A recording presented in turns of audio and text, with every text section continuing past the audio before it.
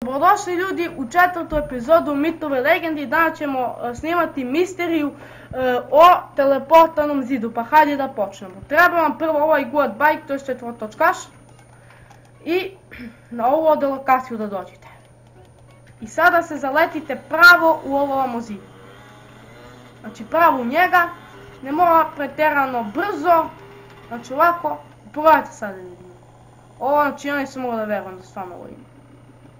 Znači kao što vidite još uvijek padamo, još uvijek, ne znam stvarno što se ovdje događa i pogledajte sad. Gledajte gdje smo, a gledajte malo pre gdje smo bili. Znači ovo je veoma čudna misterija, ovo je sigurno neki bug znači ljudi.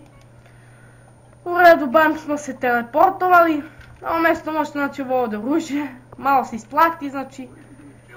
I ljudi moji, to bi bilo to za ovu misteriju, nadam se da se sviđala ova misterija, tako da doviđenja.